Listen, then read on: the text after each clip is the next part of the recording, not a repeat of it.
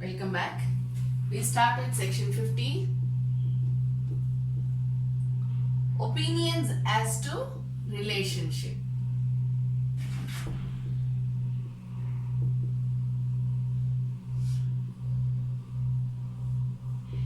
When relevant.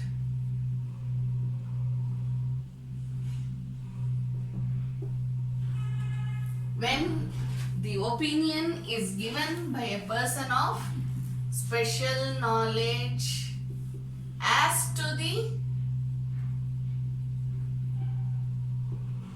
existence or non-existence. Always we are all lawyers, we are in judiciary. So we should always look at both sides. Am I right? That is why some of us, not some of us, all of us, sometimes we are for the petitioner, sometimes we are for the respondent. We ourselves don't know because we can do both and we look at both sides. Okay. So again, when you are taking up the exam also, please see to it that you write the answer exactly. Okay. So here, opinions as to relationship. Anyone who has special knowledge about what? About the existence or non-existence of relationship. See, both sides, when I am talking, take for example the adultery case. One is for the petitioner, one is for the respondent. These also he or she will produce witnesses. This person will also produce witnesses. So whom do you have here? Special knowledge as to existence and non-existence of relationship. Some people will say, yeah, I know there exists a relationship. I keep seeing him, on and off every time he is there. These people will say, no, I have never seen this person. Who is he? You understand? So therefore, there may be a thing. When we are talking about agency, again you have witnesses. There will be a petitioner, there will be a respondent. Again you have witnesses. Some of them will say, yeah, he was an agent, I know that. But I have no idea whether when the dispute in question arose, whether he was still the agent or not. But I have dealt with him as an agent at an earlier stage of time. Or probably this person will say, no. When the dispute in question arose, I have dealt with him as an agent. So I know that he was an agent. Therefore, existence or non-existence of relationship. Okay. This is section 50. We go to section 51.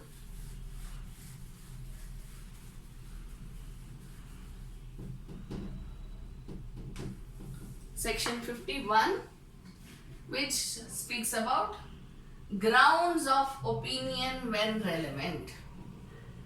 Grounds of opinion when relevant.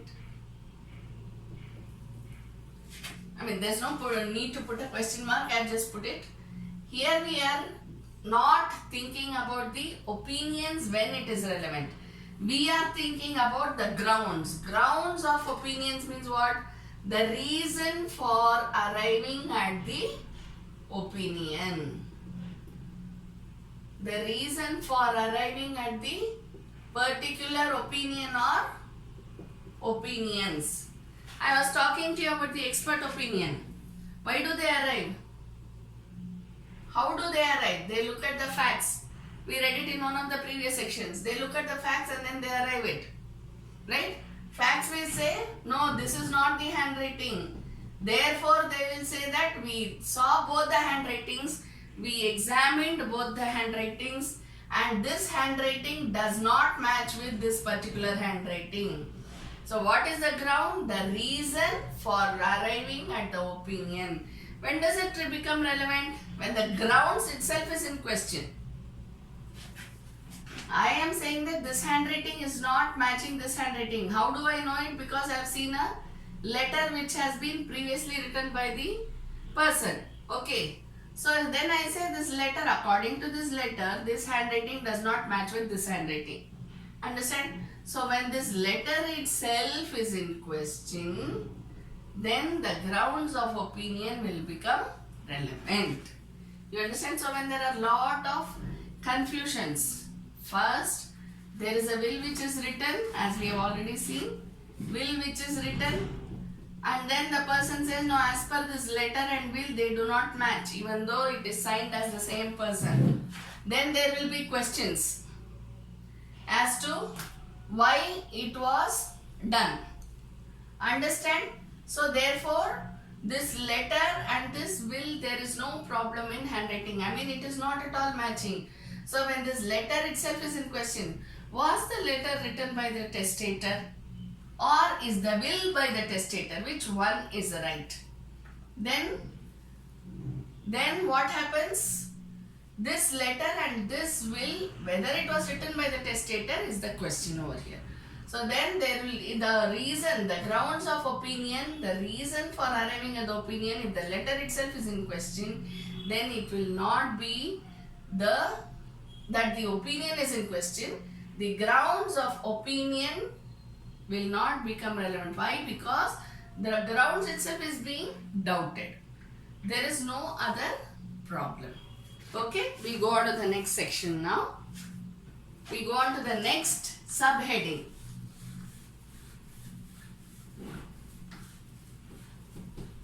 I hope you understood section 51. It is very, very easy. Only thing you should remember, grounds when it becomes relevant. That's all. Okay. Now we go on to the next subheading, character when relevant. See, last few days back I think I was telling you about the intention and the act. In civil cases, it is only the act which is relevant.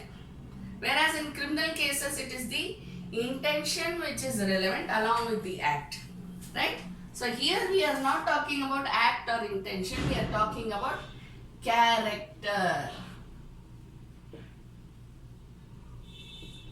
Character when relevant. Section 52. In civil cases, is character relevant? No. Okay. In civil cases, character to prove conduct imputed irrelevant. We know this very well. Character to prove conduct imputed is irrelevant. Why do we say it like that? Character is irrelevant. In any civil case you take, for example, if there is a recovery case. Okay? Do we say, oh, you know, Your Honor, he is always like this. He has duped so many banks by now and his character itself is like that and this has become his habit. Therefore, you impose how much ever is the compensation that you can impose. Have you heard any lawyer, advocate argue like this in a civil case? No, they will not, because it is not at all relevant in civil cases. So in civil cases, how do we argue if we are filing a recovery case? Your Honor, he has duped this bank for so much amount. He has duped many banks, but he has duped this bank. So we don't care about whether he is duping other banks or not. Okay, so we say in this bank he duped this bank about so much amount. Kindly allow the petition. Kindly allow the plaint. That is how we ask for in the recovery petitions. We never talk about the character of the person or the conduct. His character itself is like that, Your Honor. That's why he is always duping the banks. Do we argue like that in civil cases? We don't. Therefore, in civil cases, character to prove conduct imputed. Why do we think about this conduct? Because civil cases depend upon acts, actual actions. Okay. So, in civil cases, character to prove conduct imputed is irrelevant. Next, we go on to section 53. Section 53 speaks about criminal cases.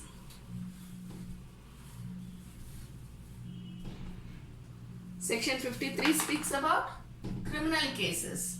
In criminal cases, previous good character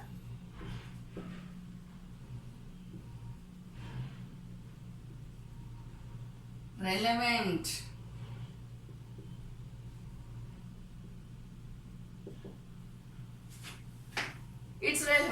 Whether it is previous or whether it is subsequent, we don't care because we are talking about the case on hand. So we don't talk about subsequent behavior, subsequent character when it comes to cases. So in criminal cases, previous good character relevant. If it was present good character, then we'll not be having a case at all, right? So previous good character becomes relevant. For example, if a person has to apply for remission of sentence, okay, then sir, first time offender.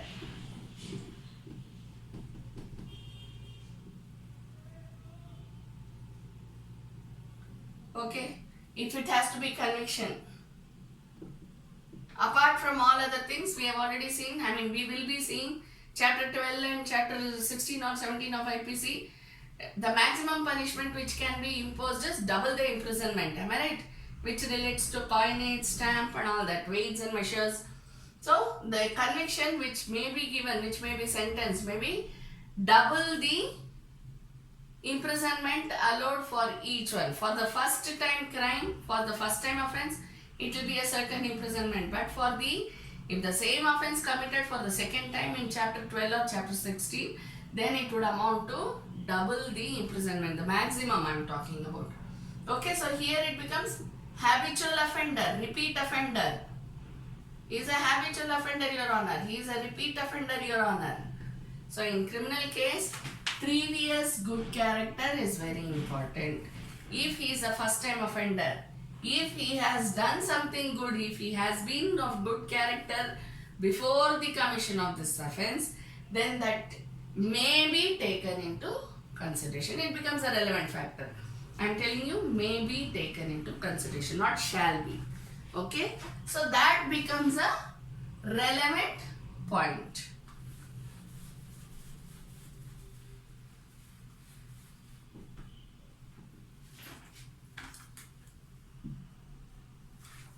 We go to the next one, section 54, previous bad character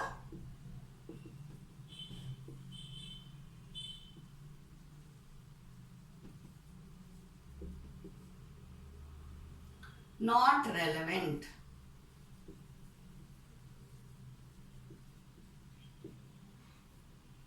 Except in reply. I'm sorry. Previous bad character. What was the previous section about? Previous good character is relevant. This section speaks about previous bad character. It's again previous, but it is bad character. It is not relevant except in reply. That's why, when we see the FIR or the charge sheet or whatever is filed by the prosecution or the complainant, we don't look at, we have never seen the prosecution saying that he's a habitual offender, Your Honor. Right? When you are filing a complaint, when you are giving the complaint to the court, when you are filing a crime number, when you are giving the criminal petition to the court, you never see the prosecution saying that he is a habitual offender or he is of bad character always. Have you ever seen it in any complaint which is filed by the prosecution? No. Why? Because previous bad character is not relevant except in reply. When it comes to reply, when it comes to objection, say for example, if I file a bail application for the accused, suppose I am the defense counsel, I file the bail application, then in the objections probably the prosecutor may write that, Your Honor, if you let him out on bail, he may tamper with the evidence.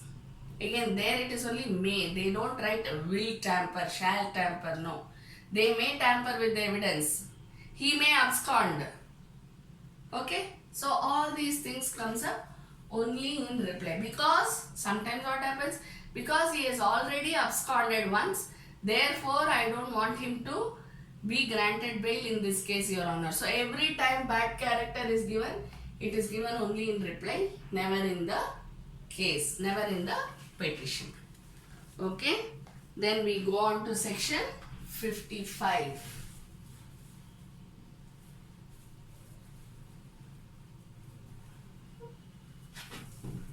what does section 55 say?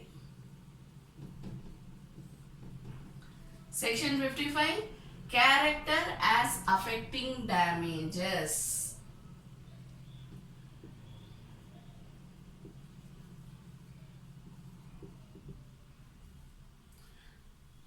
Sorry. Character as affecting damages. What do you remember when you read the word damages? Civil case, right? Damages deals with civil case. Now, just 2 sections back, I was telling you that in civil cases, character is not relevant. It is irrelevant, in fact. It is not that it is not relevant, it is irrelevant. Straight away. The law says character is irrelevant in civil cases.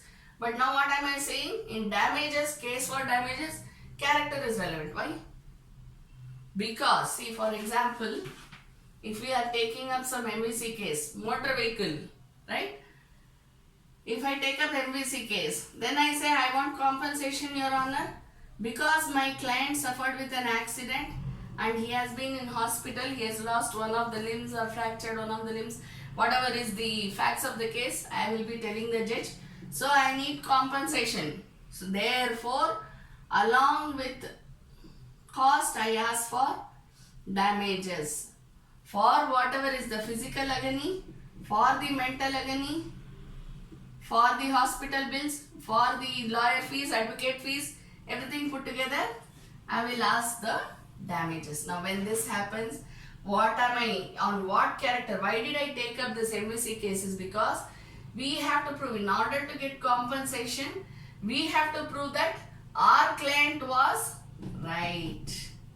The opposite person who came just above, just in front of or behind or whatever it is, was the one who has been rash.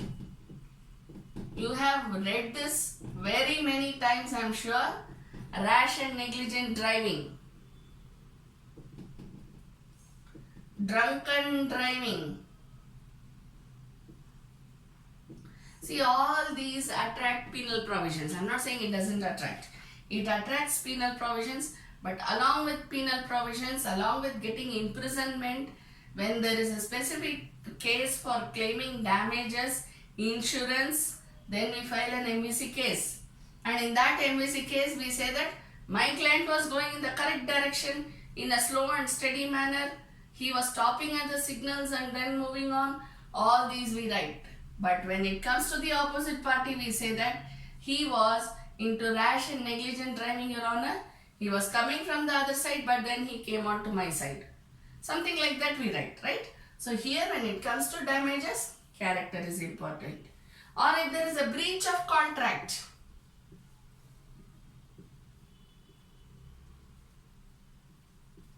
If there is a breach of contract also, we say that the person has caused a breach intentionally. And hence I suffered mental agony, therefore give me damages. Am I right? When we file under specific relief act for compensation also, we say that we have suffered mental agony and loss and damage because of the act of the builder or whoever it is. Right? So in case of damages, character as affecting damages become relevant. Understand? So with this we finish this chapter. We move on to the next part.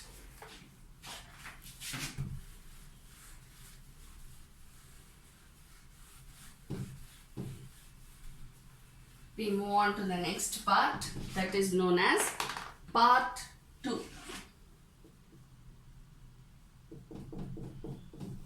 On proof. Under that you have the heading facts which need not be proved. Have you read this earlier somewhere? Yes. Where? But that we read it regarding confessions. We didn't do it regarding the facts. But here we are saying about facts which need not be proved. We go to section 56. 6. Facts judicially noticeable.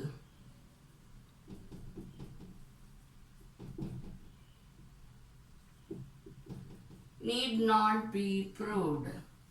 Facts judicially noticeable need not be proved.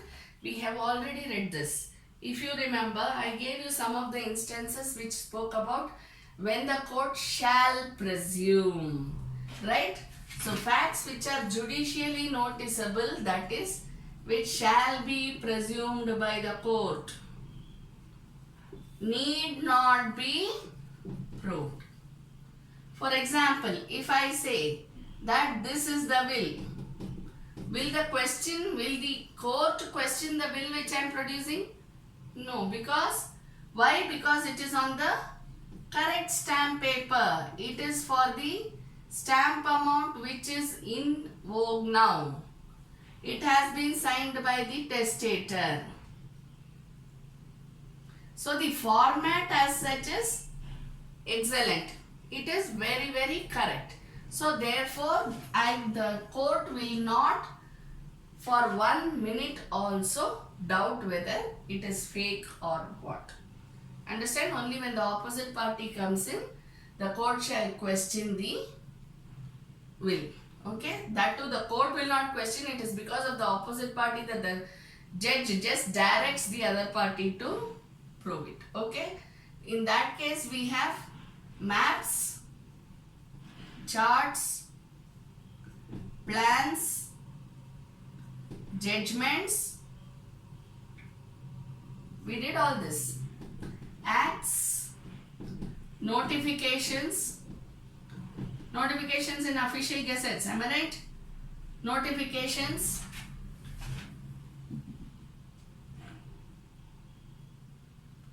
And this acts and notification includes even that of the Crown. Law books, law journals, judgments of any other country.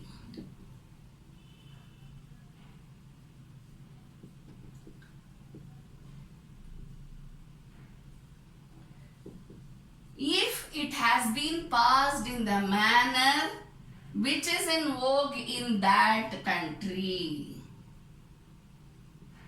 See, India, we have certain proceedings and procedure in which the court conducts the trial and passes the judgments, right? Same way in other, see, we have certain sections, acts, rules and all those things.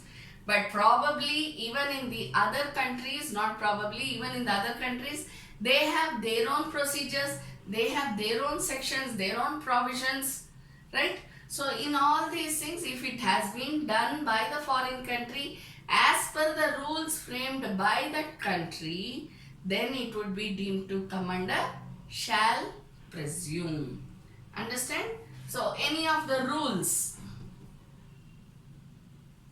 which have been framed, bylaws, you know, you go on and on and on and on. Like this, if you go on, you have some of the shall presume. So everything which is judicially noticeable shall be presumed to be true. So those facts need not be proved. Clear? Then next we go to section 57.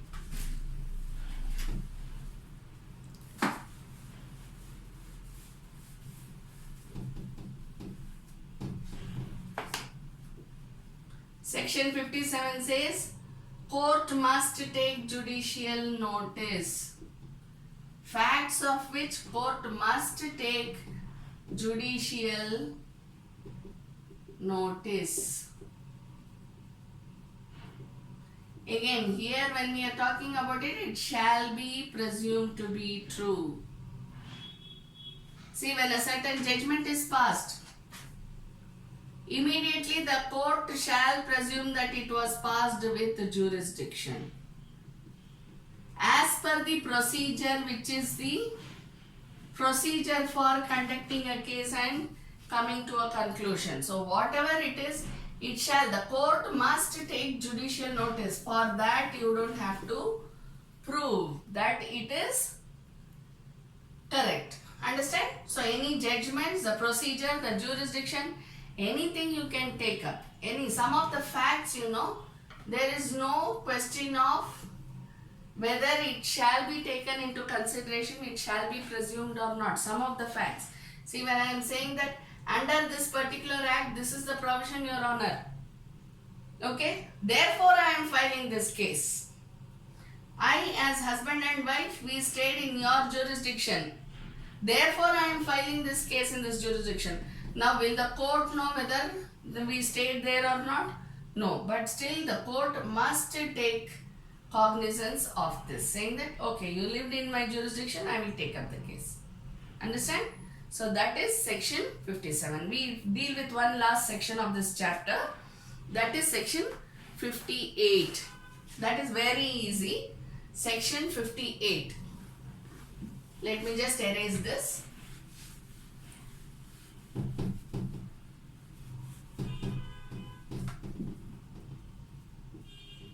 Facts admitted need not be proved. Facts which are admitted need not be proved. See, in civil case also you have certain provisions. In the written statement, the respondent or the defendant will write, I agree with the para number 1 which talks about the relationship between me and the petitioner. Okay, so that is admitted fact. When it comes to criminal case, yes, I was there, Your Honor, at that particular time and that particular place. I agree. Okay, so facts which have been admitted need not be proved. Understand? So anything which has been admitted by either party to the case or both the parties to the case. Either party to the case, it is depending. See, when we file a plaint and then there is a defendant who comes in and says, yeah, I agree. Then it becomes either party individually. But when it is agreed by both the parties, it need not be proved. Okay? Thank you.